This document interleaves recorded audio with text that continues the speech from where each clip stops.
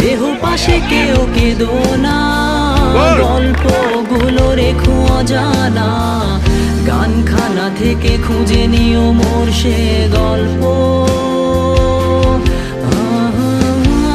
যাতে লিখা হাজার কষ্ট, নিজেকে ভেবে নিতাম এক শ্রেষ্ঠ, যার প্রতি পদে জীবন বিচ্ছেদের স্বপ্ন। সেই দিনে এক গানে আপনারা দেখতেই পাচ্ছেন আমরা এসে পড়ছি একটা আম বাগানে।